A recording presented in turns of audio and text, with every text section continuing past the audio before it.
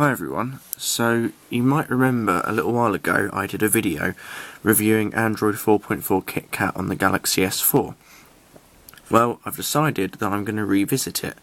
There are a couple of reasons. Number one, now that I've had a couple of months to play around with it, I found some new things that I like and a couple of things that I don't like. But I've also got better equipment this time, so you should be able to see the video a lot better. So we're going to dive straight in, and I'm going to tell you what it is that's changed, and most notably is the white status bar icons that really do fit in now with the new KitKat styling. Unfortunately, this white design wasn't carried on to the quick settings. They are still blue and green, which is a bit strange because it doesn't really match up, and I've noticed even on the S5, although they've done the circles, it's still green and blue, and for me, while I think it looks okay, it would have been nice if maybe it was sort of a darker grey with white instead of green, just to fit in with the rest of Android design. But Samsung, in all their wisdom, decided not to do that. Next, we have the TouchWiz launcher. Nothing really changed about it in terms of design. It's the same, really, as it always had in the S4. However, it is a lot quicker than it used to be. It doesn't drop any frames, and it doesn't lag anymore. Loading up your app drawer, it's instantaneous, and it's fine going through pages as well. Switching to widgets is also okay, with absolutely no lag at all. I've noticed in the Google Now launcher or Nova launcher, if you keep swiping through all of your widgets like this, eventually it just says launcher has stopped and you have to wait for it to restart again, or it starts buffering where the images for the widgets don't show up and you just have grey boxes. But the TouchWiz launcher doesn't ever actually do that, so that is one thing in its favour. Another new thing actually is some of the Samsung apps have changed their design, and for the better as well, especially in Samsung apps. While I still don't like it as much as the Google Play Store, at least it is usable now. The design is very well thought out, the menus are very well done, and the search bar is quite good. It's also a lot quicker than before, so if we search something, let's have a look, let's say Kindle for Samsung. It loads results a lot quicker than it used to, and then you can download it. And the design overall, actually with the colour blue, I actually prefer the design with the colour blue and all of that to the Play Store. It just doesn't have as many apps available and isn't as well supported. That's why I still use the Play Store more. In terms of other design changes, there isn't really a whole lot there, other than in the settings menu, where we have things like default applications is now here. Wireless printing has been moved. That used to be under connections down here, and it would have its own menu, because you have to remember Samsung had wireless printing in their devices before KitKat came out, so Google didn't really add wireless printing to Android, they just added it natively. Other manufacturers already had it in, and it now can be found under more networks, and the default SMS app setting comes up here as well, but there is printing. So what else? Battery life has been a lot better.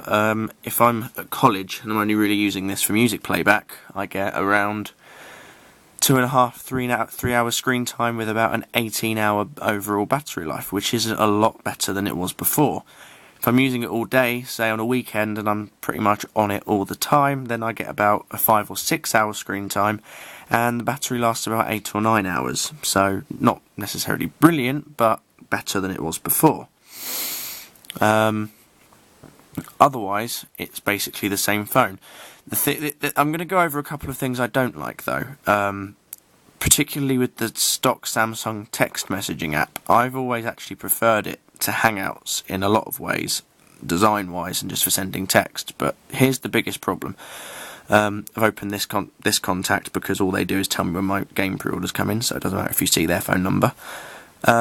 As you know, emoji was added to Android in KitKat. Now, Samsung already had it in 4.3. We had their emoji since then, but it's now native in Android since 4.4. And I know some people hate it and think it's pointless. I personally love emoji. I use it, my friends use it, my family uses it. But here's the problem with the Samsung messaging app. See here, you've got the character count because this is an SMS. If, however, I insert a emoji, it is converted to a multimedia message, which costs money. I don't know why that is, because if I go into Hangouts, I'm not going to do it now because I don't want you to see phone numbers, but if I go into Hangouts, which is normally my default SMS app, it doesn't convert it to MMS. And Samsung know this is a problem because I've used an S5 in store, and that doesn't have the problem. You can send emoji, normal SMS in that, but surely they could have fixed it for the S4 before KitKat was released. I think that's a real shame, really. I'm sort of upset and disappointed that they didn't do that.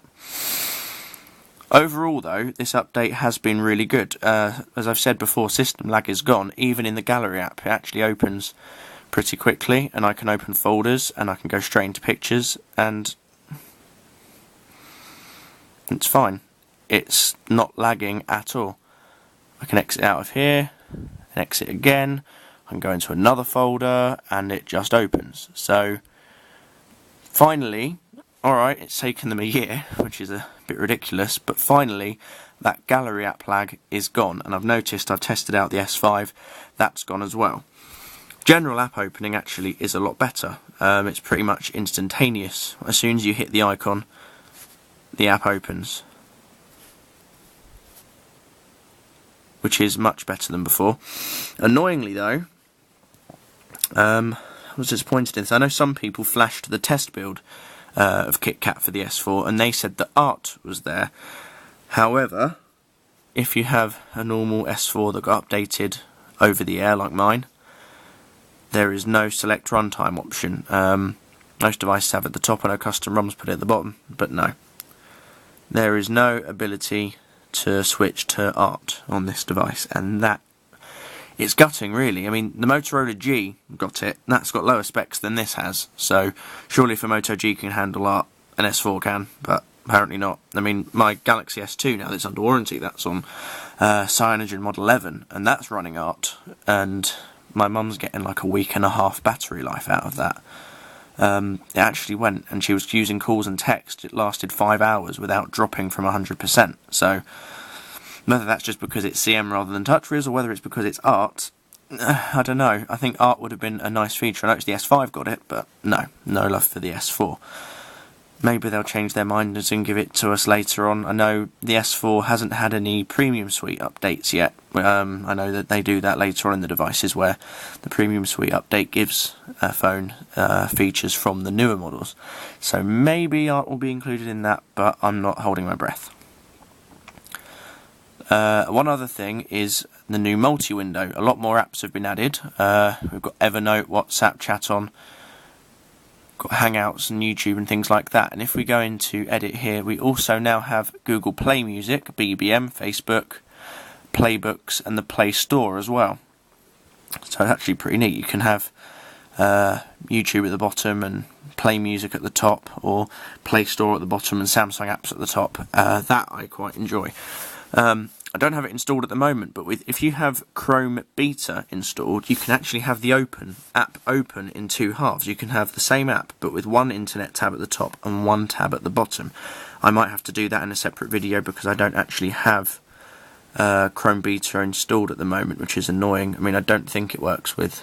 we can try it with the normal Chrome. I don't think it does work, but we'll try it anyway. So we'll open Chrome. No, it doesn't work, unfortunately, but it does work with Chrome Beta, so I'll have to do that some other time in another video. Another thing I quite like actually is you can go to Create now. If you look here, there's a Create option. If you hit that, you can save a paired window. So let's just pretend you use Chrome and let's choose an app. Shall we say Gmail a lot? Let's say you use these two apps side by side quite a lot. You might copy and paste things into an email. You can hit, once you bring this little menu up here, you can hit Create, and it saves this option. You can call it Chrome Gmail or name whatever you want. We'll save that. And now if we close all these apps down, open this up, right at the top there it says Chrome Gmail here. And we drag that over, and it opens both apps side by side on the screen at the same time. So if there are two apps that you use all the time like that, that can be quite handy, that can be quite useful, and it's good to know that that's there. Another new thing to multi-window is being able to drag certain things into like pictures and texts into emails and text messages. It doesn't work with Gmail, annoyingly, but it does work with the Samsung email app, which for some reason I can't find. There it is. So we'll open email here, and we'll open the gallery here, and we'll just go and say that we want to write a new email here. So let's say I want to send this picture of the bonfire I was at last night, and I want to send it to someone. So I hit this dot here, and I hit this middle button, and then I'll hold my finger down on this picture, drag it to the email, and there the image is inserted in an email. Very useful, I have to say. It's a shame it's not really in Gmail. I've tried it in Gmail, and all it does actually is put the name of the image into it. It's a bit of a shame, really. I use Gmail a lot more than the Samsung Mail app. I mean, I could try it again quickly. Let's try it again with the Gmail app. Grab a picture, send it here. No, and it just says file store. It just sends it the file location from the device, which is useless. And really quite a shame, really. I'm disappointed in that. So maybe Google Apps will support that later on. It would be nice if they did. But until then, if you use the Samsung email app a lot, that's great. Go ahead and start using that. But if not, then you're stuck and it's not really useful to you. So that's basically all I can say about the KitKat update for this device. Really, the phone feels like it always should have done out the factory. The lag's all finally gone. The battery life's really good. It's really fast. So in terms of that, it does feel much better. But in terms of what's new, I mean, there isn't a whole lot. I'm a bit disappointed that we didn't get art and other things like that. One thing though that I do like is that even though the S4 supported transparent status bars right back in 4.2.2 Jelly Bean, Samsung did that before it was even cool. But the Google Now Launcher back on 4.3 Jelly Bean couldn't detect that. It could only detect the native Google API. So before, even though this ROM that Samsung made did support transparent bars, it didn't work in the Google Now Launcher. But now that we're running KitKat, I can go to the Google Now Launcher, and I can hit my home button, and it works. And this is my normal launcher, actually. This is the one that I prefer to use, is the Google Now Launcher. And even the hotkey works. So, okay Google, when am I? The present, of course, TARDIS functionality is still undergoing development, sorry. Gotta love Google's sense of humour.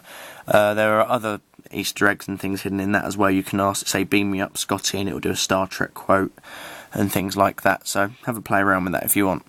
So that's really, I think, been the biggest thing for me, is just that I can now use Google Now Launcher properly, and it's sort of integrates really well into the device. So yeah, that's basically all I have to say about the KitKat update. If there's anything you think I've missed at all, please let me know. If there's any thoughts on the video, or if you think there's anything that you wish that they'd have put in the update, please let me know in the comments. I'd be happy to hear from you. That's it, I think. Other than, actually, one last thing, sorry, you can now change it. Instead of having the shortcuts at the bottom here, you used to have 5 shortcuts here. You can move those to a widget here and have a camera shortcut here instead. And the great thing is, it asks you to choose your default camera app. So even when I open it from the lock screen, I can get it to load up the Google camera, which is a nice touch, I have to say. So again, I hope you enjoyed the video. Please let me know what you think in the comments, and I hope you enjoyed it. Please subscribe and like if you did. Goodbye.